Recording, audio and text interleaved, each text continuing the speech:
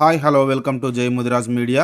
మెదక్ జిల్లా పెద్దశంకరంపేట మండలం కోలపల్లి గ్రామంలో మండల ముదిరాజ్ సమన్వయ కమిటీ 14వ సమావేశం.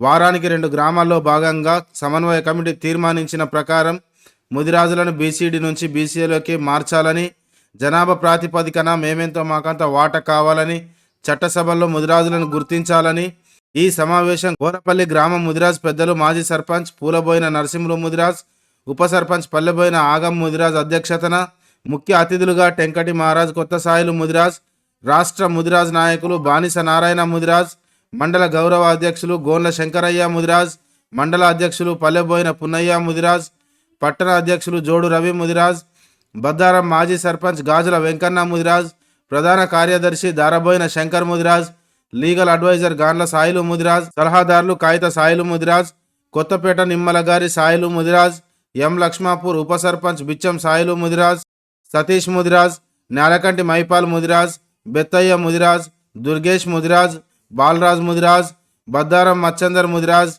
రమేష్ ముదిరాజ్, కోలపల్లి గ్రామ ముదిరాజ్ పెద్దలు బెత్తయ్య ముదిరాజ్, దుర్గయ్య ముదిరాజ్, రవి ముదిరాజ్, సత్యనారాయణ ముదిరాజ్, సురేష్ ముదిరాజ్ మరియు కోలపల్లి ముదిరాజ్ సంఘం సభ్యులందరూ ఈ కార్యక్రమాన్ని విజయవంతం చేశారు. జై ముదిరాజ్. నా పేరు మా పెద్దలు పెట్టినటువంటి ఒక పేరు వచ్చి బానిస నారాయణ. మా నిజామాబాద్ వాళ్ళు ఇప్పుడు మీ జై ముదిరాజు టీవీ వాళ్ళు పెట్టిందేమో బాహుబలి నారాయణ అని పెట్టింది. వాళ్ళంతా వాళ్ళే మేము అనలేదు కానీ సార్ మీకు బాహుబలి నారాయణ అవసరం, బాహుబలి నారాయణ అని పెట్టుకుంటాము, నారాయణ అని పెట్టాము. తర్వాత మా తల్లిదండ్రులు మనకు పేరు సత్యనారాయణ అని కూడా అంటున్నాను. ఈనాడు మీ గ్రామానికి కోండపల్లి గ్రామం నాకు పాతది. కాకపోతే ఏంటంటే మీరంతా కూడా మా ఏజ్లో ఇప్పుడు మీరు చిన్నపిల్లలు, మేము ఇక్కడ తిరిగినప్పుడు మీరు చిన్నపిల్లలు, బహుశా 10-15 సంవత్సరాల కన్నా ఎక్కువ లేకుండొచ్చు. ఆ విధంగా మీరందరూ కూడా ఇక్కడికి సమూహమై ఈ యొక్క కార్యక్రమాన్ని యొక్క చరిత్రలోనే నిలిచిపోయేటువంటి యొక్క శంకరంపేట మండలంలో సమన్వయ కమిటీ అని పెట్టుకున్నటువంటి ఒక ఈ కార్యక్రమము రాష్ట్రంలోనే ఒక మంచి కార్యక్రమంగా గుర్తించబడ్డది.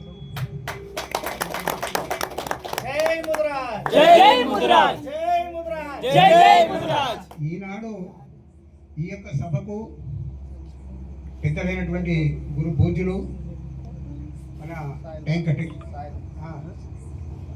మహారాజ్ గారు ప్రతి మీటింగ్కి వస్తున్నారు.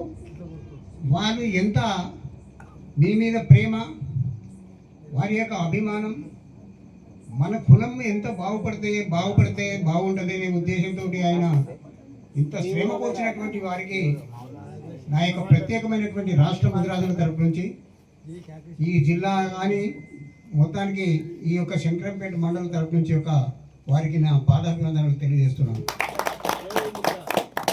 అలాగే పెద్దలు నాకైనా చిన్నవాడైనా ఈ కులంలో అభ్యున్నత గురించి, కులాన్ని గురించి పాటుపడుతున్నటువంటి యొక్క మండల అధ్యక్షులైనటువంటి పొన్నయ్య గారు చాలా సంవత్సరాల నుంచి కూడా నాకు పరిచితులే. మేము కానీ వెంకటేశం కానీ వీళ్ళందరూ తిరిగినప్పుడు కూడా మేము ఆనాటి నుంచి దగ్గర సన్నిహితులమే.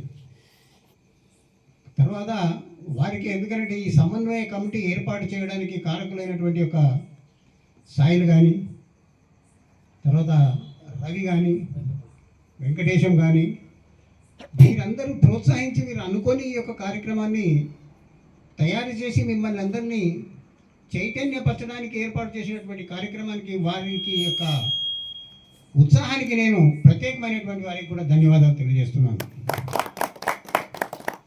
ఈనాడు మిమ్మల్ని చూస్తుంటే నా చిన్నతనం జ్ఞాపకం వస్తుంది. నా చిన్నతనంలో ముదిరాజ్ సంఘాలు అనేవి లేకుండే. ఇప్పుడు నాకు 79 సంవత్సరాలు పడ్డాయి. ఇప్పుడు 78 అయిపోయింది, 79 సంవత్సరాలు పడ్డాయి 2006. ఆనాడు మా తల్లి తండ్రి ఇద్దరు కూడా చదువుకున్న వాళ్ళే. ఆనాడు ఈ ముదిరాజుల చదువు 1%, 2%. చదువుకున్న వాళ్ళు చాలా తక్కువ. ఎందుకు తక్కువ అంటే చదువుకునడానికి ఉబలాటం ఉన్నా, మనం చదవాలని ఆపేక్ష ఉన్నా అక్కడి పరిస్థితులను మనం చదవనీయలే. అక్కడి పరిస్థితులను చదవనీయకుండా వాళ్ళు నిశ్చేషంగా ఉండిపోయే వాళ్ళు ఏంటంటే వాళ్ళ తల్లిదండ్రుల మీద అగ్రకులాల వాళ్ళ యొక్క ఒత్తిడి వల్ల మన పిల్లలను చదవలేకుండా నిరోధించడం కూడా జరిగింది. అది నేను ప్రత్యక్షంగా దానికి సాక్షిని. మా తల్లికి తండ్రికి 4 ఆడపిల్లలు, ఒక అమ్మాయిని మేము ఆదిలాబాద్కి ఇచ్చినాం. ఇక ఈ ఊరికి చుట్టాలు కూడా ఉన్నారు మీ ఊరు. తర్వాత నేను ఒక్కడే కొడుకును. నేను ఒక చిన్నతనం నేను ఒక 2 నిమిషాలు చెప్తే మీకు ఏం ఇబ్బంది పడకుండా. నేను ఎందుకంటే మీరు నేర్చుకోవాలి, దాని విషయం మీరు తెలుసుకోవాలి. 1956 సంవత్సరంలో మా అమ్మ నాన్న మా తాత అందరూ కూడా నాకు విద్య నేర్పారు. ఖాళీ పుస్తకాలు ఉంటుండే అప్పుడు. ఇది మన బాద్వాకులని, పెద్దీసులని, తర్వాత పెద్ద బాల శిక్ష అని అటువంటి పుస్తకాల ద్వారా నేర్పిన అప్పుడు. ఇప్పుడు ఈ గవర్నమెంట్ స్కూల్స్ లేవు అప్పుడు నేను చదువుకున్నప్పుడు. తర్వాత 1956-60లో గవర్నమెంట్ స్కూల్స్ వచ్చినాయి.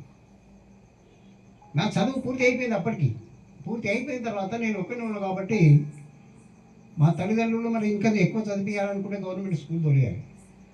పక్కనే డాకూర్ ఉంది, డాకూర్లో ప్రాథమిక పాఠశాల ఉంది, అక్కడ తోలియాలి.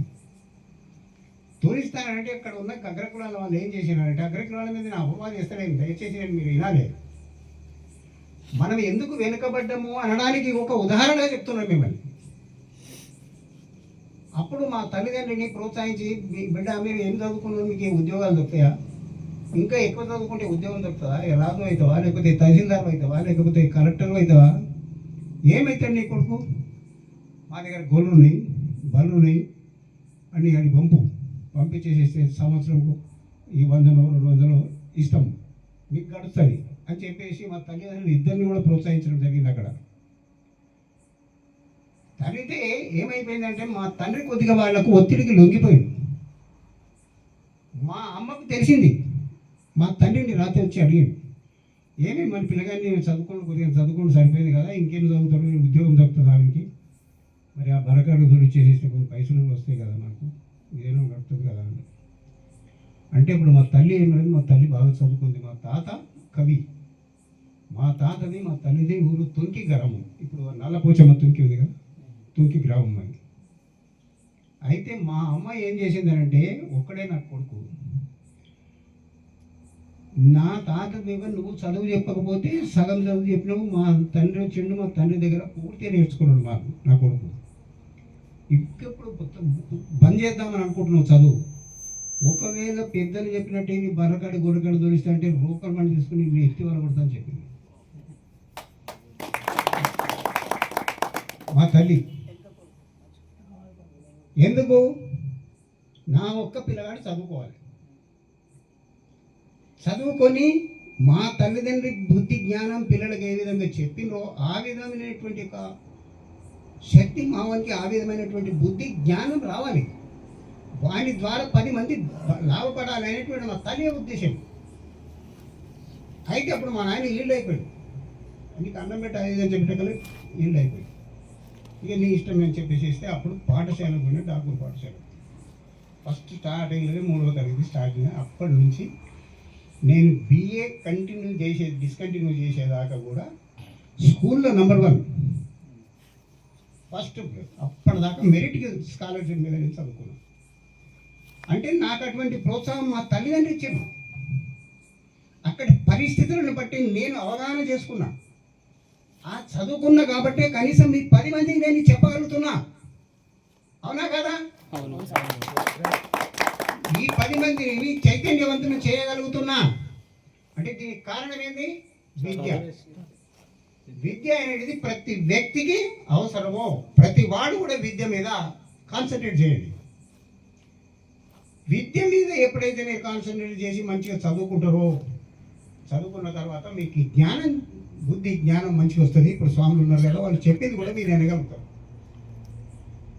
ఆ విధంగా మీకు రావాలని అంటే మనకు రిజర్వేషన్ రావాలి.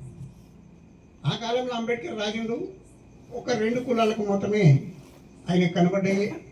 ఆ 2 కులాల గురించి రిజర్వేషన్ రాసింది. కానీ మిగతా కులాల గురించి ఆయన దృష్టిలోకి రాలేదు. మనము ఏ రిజర్వేషన్ అయితే ఏర్పాటు చేసినటువంటి అంబేద్కర్కు ఆ 2 కులాలు మాత్రమే దృష్టిలోకి వచ్చినాయి బట్టి రాసిండు. మిగతా దృష్టిలు వాళ్ళకన్నా తక్కువ బీద స్థితిలో ఉండి తినడానికి తిండి లేకుండా, ఉండడానికి ఇల్లు లేకుండా, కట్టడానికి బట్ట లేకుండా ఉన్నటువంటి యొక్క పరిస్థితులు ఉన్న ఈ ముదిరాజులను గుర్తించలేకపోయారు. అది వాస్తవమా కాదా? ఇప్పటికైనా ఉన్నదా ఉండడానికి ఇల్లు? తినడానికి తిండి ఉన్నదా? ఎవడన్నా ఒక పటేల్ రాత్రికి దావత్ చేస్తుండే ఆ పటేల్కు దావత్ తినడానికి అన్ని కాలబెట్టుకొని పోయి పటేల్ దావత్లు పోతాం. ఆ పరిస్థితి ఉన్నది ఇప్పటికి కూడా. కానీ ప్రభుత్వం మన మీద దృష్టి పెట్టలేదు. ప్రభుత్వం దృష్టి పెట్టకుండా కారణము మనలో మనమే. కాబట్టి మహానుభావులు అక్కడ వాళ్ళు ఏం చేశారంటే పెద్ద మనుషులు మనకు కృష్ణస్వామి ముద్రాలు మన సంఘాలను ఏర్పాటు చేశారు. సంఘాలను ఏర్పాటు చేసిన తర్వాత మనకు ప్రతి గ్రామానికి ఒక సంఘం ఏర్పాటు చేసి సమూహాన్ని ఏర్పాటు చేశారు. దానికి ఒక 2 ముచ్చట్లు చెప్తే దాన్ని మీరు శ్రద్ధగా వినండి. మనము ఏం చేయాలి? ఫస్ట్ కులాన్ని ప్రేమించాలి. తర్వాత ఏం చేయాలి? మనం అందరం కలిసి నీ కష్టము నా కష్టము, నీకేం బాధ నాకేం బాధ, వాడేం బాధ పెట్టిండు వీడేం బాధ పెట్టిండు, మనకు వచ్చేటి అన్ని ఎవడు గుంజుకపోతున్నాడు, ఆ గుంజుకపోకుండా మనం అడ్డం ఎట్లా ఉండాలి, మనం ఎట్లా బాగుపడాలి అనే విషయము కూర్చున్న తర్వాత ఒకరికొకరు మాట్లాడుకోవాలి. ఒక సంఘంని ఏర్పాటు చేసినప్పుడు 10 మంది కలిస్తే మాట్లాడుకోవడానికి అవకాశం దొరుకుతుంది. తర్వాత ఏం చేయాలి? మనకు జరిగిన నష్టాన్ని మనము పూడ్చుకోవడానికి, మన నష్టాన్ని మనకు లాభం కలగడానికి మనం గలం విప్పాలి. ఏం చేయాలి? గలం విప్పాలి. ఏం చేయాలి? గలం విప్పాలంటే మాకు అన్యాయం జరుగుతుంది బిడ్డ, మాకు ఎట్లా అన్యాయం జరుగుతుందో ఆ అన్యాయాన్ని మేము నిరోధిస్తాము, మాకు న్యాయం జరగాలి అనాలి. అవునా కదా? మొట్టమొదట కులం ప్రేమించి సంఘం చేయి. సంఘం తర్వాత కూర్చొని మాట్లాడుకొని గలం విప్పు. తర్వాత ఏం చేయాలి? బలాన్ని నిరూపించాలి. ఎప్పుడు బలాన్ని నిరూపిస్తావు? ఈనాడు పుట్టగొడుగులు లెక్క సంఘాలు పెట్టినాయి హైదరాబాద్లో. వాళ్ళు ఏం చేస్తున్నారు? మీకేమైనా లాభం అయిందా? ఎవరితో? హైదరాబాద్తో సంఘాలు చేసిన వాళ్ళతో మీకేమైనా లాభం అయిందా? అయిందా చెప్పండి. నేనంటే ఈ గ్రామంలో ఉన్న స్వామి ఉన్నాడు, ఇక్కడ ఉన్నాడు, పున్నయ్య ఉన్నాడు, వచ్చి 4 ముచ్చట్లు చెప్తున్నాడు. అక్కడ ఉన్నాడు పెద్దలు చెప్తారు, మనకు చెప్తలేదు. కానీ మన బలాన్ని మనం నిరూపించుకోవాలనుకుంటే కులాన్ని ప్రేమించు, గలాన్ని వినిపించు, బలాన్ని నిరూపించాలంటే ప్రత్యక్షమైనటువంటి యొక్క ఎలక్షన్స్ ఏవైతే జరుగుతాయో మన యొక్క ఓటు ద్వారా మన బలాన్ని నిరూపించాలి. ఏం చేయాలి? ఓటు ద్వారా మన బలాన్ని నిరూపించాలి. మనం అనుకుంటే ఒక్క ఓటు బయటికి పోవద్దు అని మనం అందరం ఒక గీటు గీసుకుంటే గీట్లోనే ఉండాలి. ఒక ముదిరాజు నిలబడ్డాడు అని అంటే ముదిరాజుకే వేయాలని అంటే ముదిరాజు మాట తప్పిందంటే నీ కులంలోకి వెళ్ళిపోతావు అన్నట్టు యొక్క భయాన్ని కల్పించేటువంటి యొక్క ఐక్యతను కల్పించేటువంటి యొక్క దృక్పథాన్ని మీరు కలిగించాలి. ఎట్లా కలిగించాలి? సంఘ బలం ద్వారా మీరు కలిగించాలి. ఇది ఎప్పుడైతే మీరు నేర్చుకుంటారో, ఎప్పుడైతే మీరు ఈ విషయాన్ని మీరు గ్రహిస్తారో అప్పుడు మనము రాజులు కావడానికి అవకాశం దొరుకుతుంది. వింటున్నారా బాగా? అప్పుడైతే రాజు.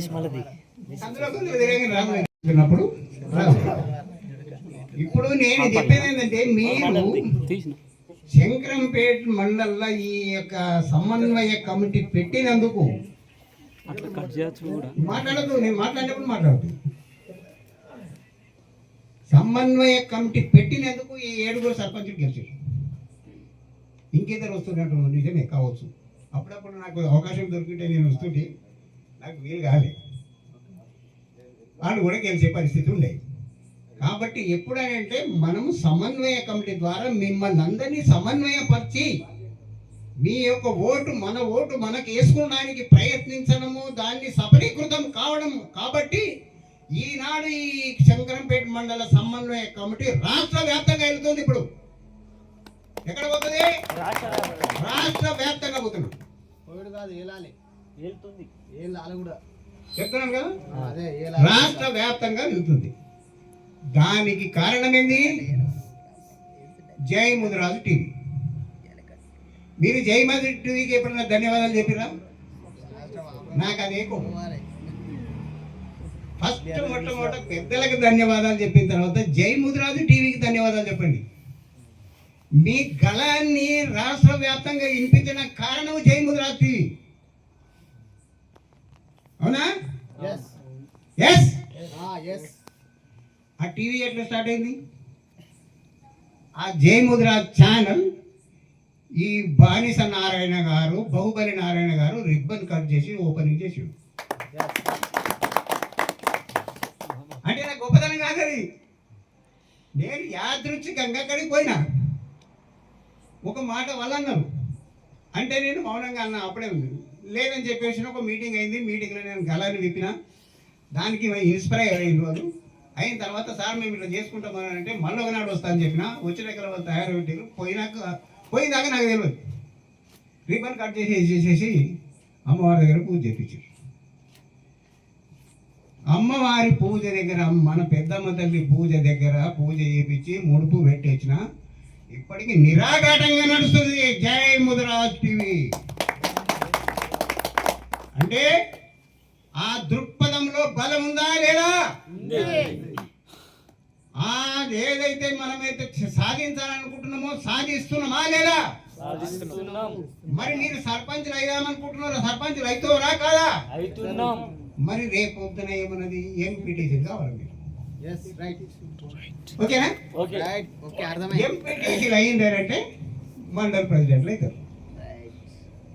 తర్వాత మండల్లో జెడ్పీటీసీలు కాదు, జెడ్పీటీసీలు అయితే జిల్లా పరిషత్ కైవసం చేసుకుంటారు. మనకు ఆ ఎమ్మెల్యే స్థాయి ఇప్పుడు ఈ కాలంలో వచ్చినట్లేదు. ఎందుకంటే కీసులు అనుకుంటున్నారు, కొట్లాడుకుంటున్నారు, మీరు అన్ని చూస్తున్నారు. నేను ఎవరిని విమర్శ చేయదలుచుకోలేదు, కానీ ఎవరిని విమర్శ చేయదలుచుకోలేదు. కానీ మీ తల్లిదండ్రులకు పాదాభివందనం చేస్తా. ఎందుకు చేస్తాం మీ తల్లిదండ్రులకు పాదాభివందనం?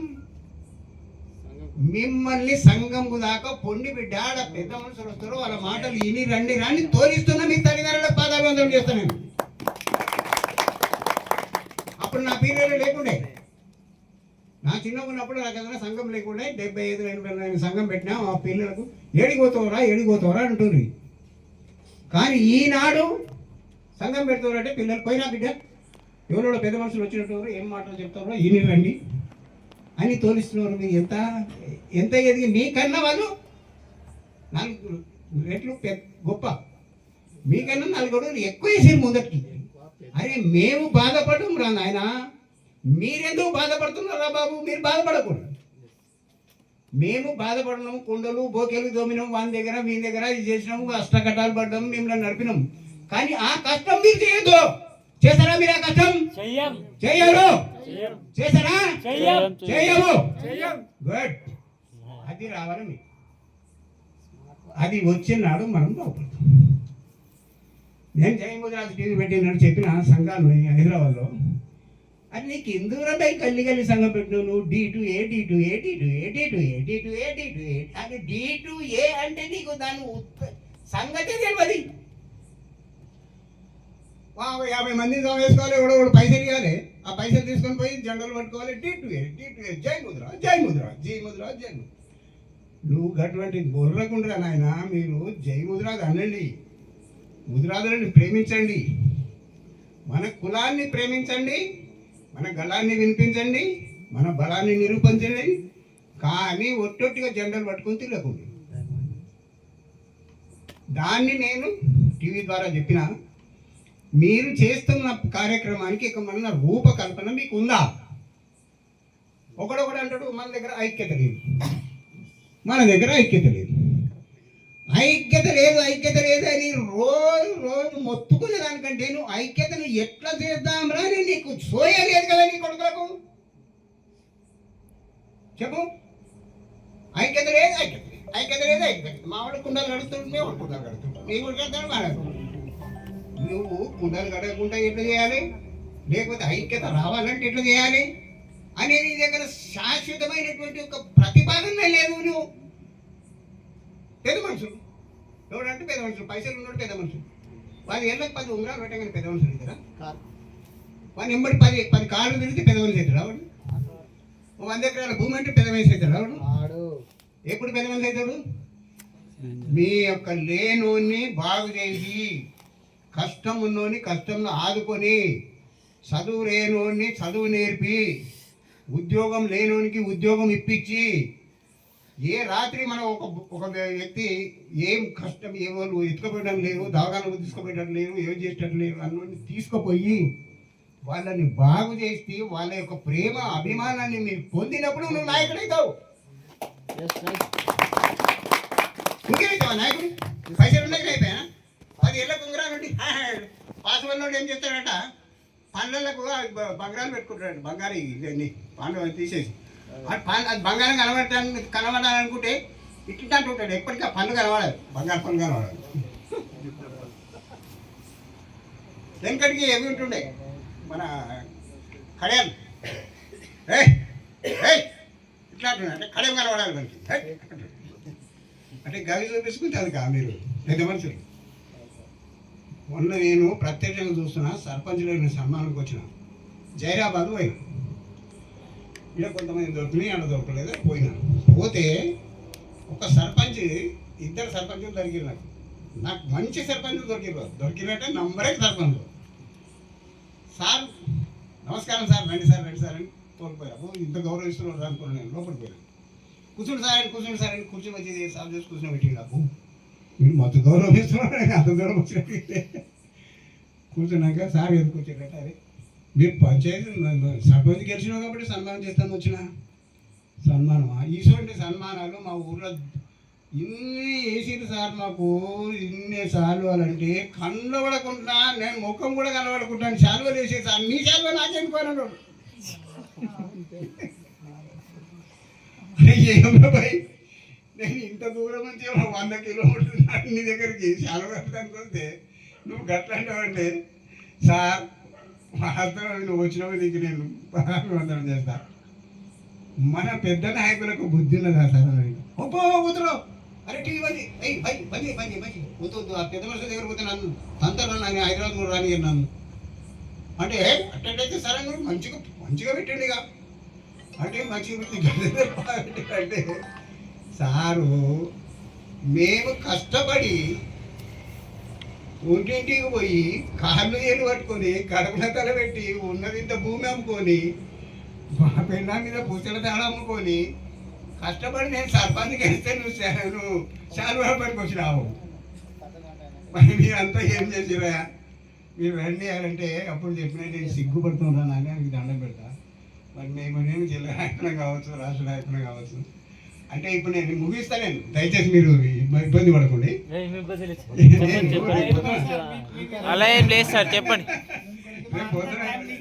రేపు పొద్దున వచ్చే ఎలక్షన్స్ గురించి నేను రాష్ట్ర నాయకులకు ఇచ్చే వార్నింగ్ గురించి చెప్తున్నాను. నేను ఎందుకంటే మొన్న మా దగ్గరికి నాగలాపురం వచ్చారు పెద్ద మనుషులు, ఆయన ఇచ్చిన వార్నింగ్ సూటిగా ముఖ్యమంత్రికి జరిగింది. అది మొత్తం అయింది టోటల్గా. అందుకొచ్చే నేను మళ్ళీ ఒకసారి రేపు మళ్ళీ అందరికి కృతజ్ఞత చెప్పడం మళ్ళీ ఒక సూటిగా ఇవ్వాలనుకుంటున్నాను. ఎందుకంటే ఇప్పుడు నువ్వు రండి అంటే పాపం పెద్ద మనుషులు విడిచిరు అని చెప్పేసి మీరు నెత్తికి 10 రూపాయలు వేసుకొని బండి కట్టుకొని పోతున్నారు అందాక. అక్కడ సర్పంచులు సన్మానం చేసి, ఉప సర్పంచ్ సన్మానం చేసి, చేపలను సన్మానం చేసి, వారి ఎంపడి ఓనని సన్మానం చేసి, అందరూ సర్పంచులు అయిపోయారు.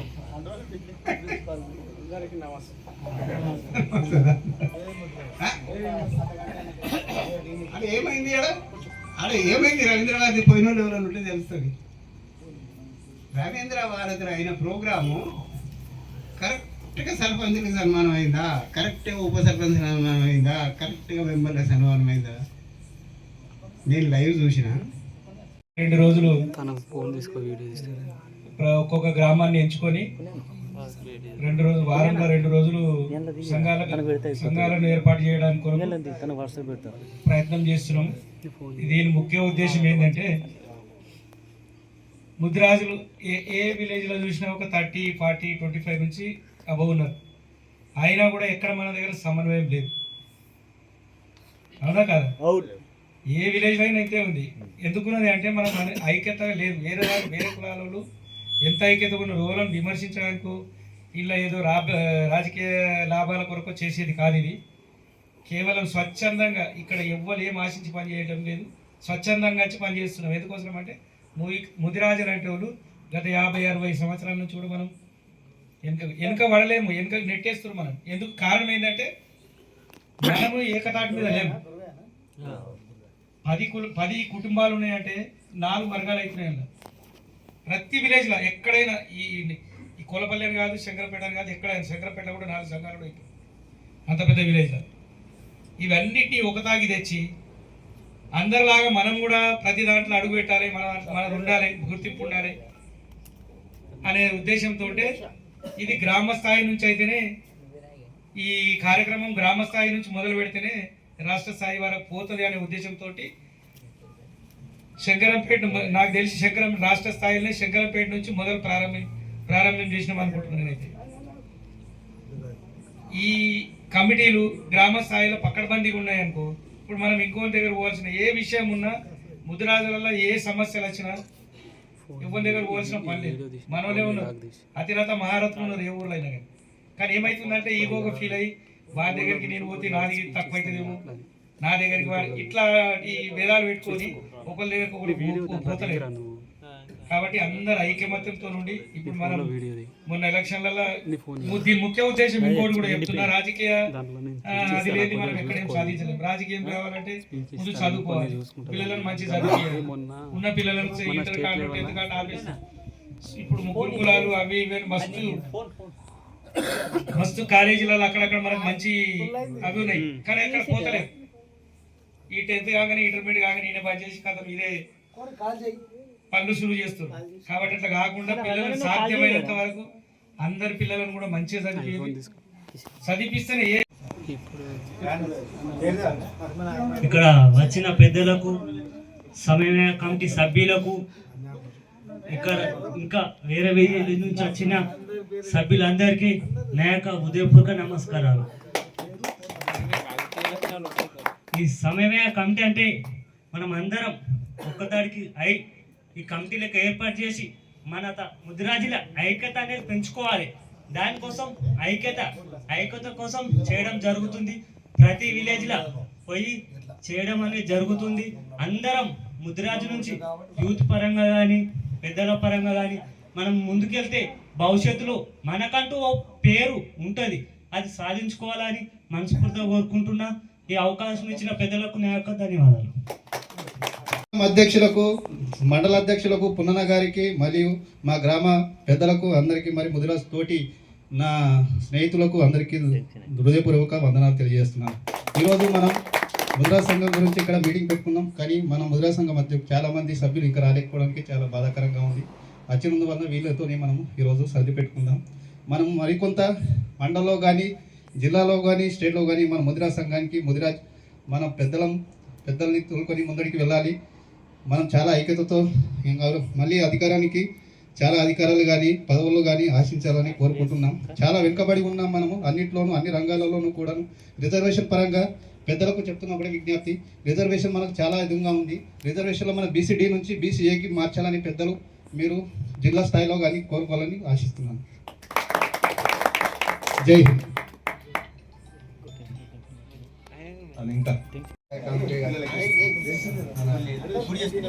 శంకరంపేట అధ్యక్షులు, ముదిరాజ్ సంఘం అధ్యక్షులు పున్నయ్య మరియు సాయిల్ సార్ గారికి, శంకరయ్య గారికి, మరియు నాగలపూడి నారాయణ సార్ గారికి, స్వామి సాయిల్ సార్ గారికి, రేవన్న గారికి, మరియు మా శంకరంపేట కులపల్లి మాజీ ఎంపీటీసీ శంకరన్న గారికి, మరి మాజీ సర్పంచ్ నరసింహులు గారికి, ప్రత్యేక ధన్యవాదాలు.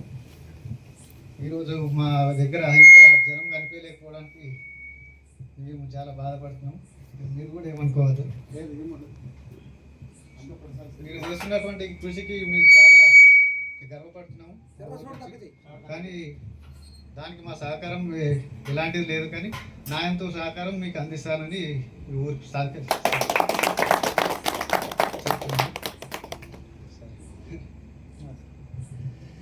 ఇంకా అన్నారు సార్ మీ దాంట్లో పో పో, పో. లేట్ చేయకు, పో నీకు నచ్చిన మనది పోరా చెప్పాలి ఉంటే మనం ఎవరైనా ఇది కావచ్చు. కాబట్టి మొన్నటి ఎలక్షన్ మాత్రం మండలంలో మన ముదిరాజులే 7 సర్పంచులు గెలుచుకోవడం జరిగింది. ప్లస్ ఉప సర్పంచ్ కూడా బాగానే గెలుచుకున్నాం. నెంబర్లు కూడా బాగానే అన్ని క్యాస్ట్ల కంటే మన ముదిరాజే మెజార్టీ ఉన్నాం మండలంలో. నెంబర్లు కానీ ఉప సర్పంచ్ కానీ సర్పంచ్ కానీ అది గ్రేట్. కానీ ఇంకా రాలే. మన మండలంలో ఉన్నటువంటి ముదిరాజుల యొక్క జనాభాను బట్టి ఇంకా ఎక్కువ గెలవాల్సింది. కొన్ని ఊర్లలో కొన్ని కారణాల వల్ల విజయం సాధించలేకపోయినా ప్లస్ నిలబడలేకపోవడం జరిగింది. కాబట్టి ఈ రకంగా మన ముద్ర ఐక్యంగా ఉండి ప్రతి గ్రామంలో ఈ యొక్క కార్యక్రమం నిర్వహించుకుంటున్నాం.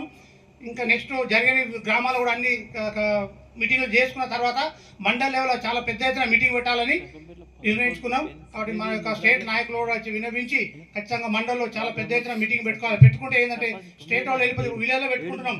వేరే మండలం నుంచి వేరే స్టేట్ మన జిల్లా నుంచి వచ్చేవాళ్ళు అరే భావనవుతుంది శంకరపేటలో అంటారు. అట్లా కాకుండా ఇది విలేజ్ అవుతుంది కాబట్టి ఏర్పడతలేదు. అదే మండల లెవెల్లో పెట్టిన ఒక మీటింగ్ చాలా పెద్ద ఎత్తున ప్రతి ఊర్లో నుంచి మినిమం 2-3 ట్రాక్టర్ల నుంచి జనాలు తీసుకెళ్ళామనుకో చాలా పెద్ద ఎత్తున ఉంటుంది. కాబట్టి అందరూ స్టేట్ లెవెల్ కూడా వెళ్ళిపోతాయి. అరే ముదిరాజపల్లి మండలంలో చాలా పెద్ద ఎత్తున ర్యాలీ తీసినప్పుడు చాలా ఐక్యంగా ఉన్నది మనకు అందరూ కూడా తెలుస్తుంది. కాబట్టి ఇలాంటి కార్యక్రమం నిర్వహించుకోవడం చాలా సంతోషం. థ్యాంక్స్ అందరికీ.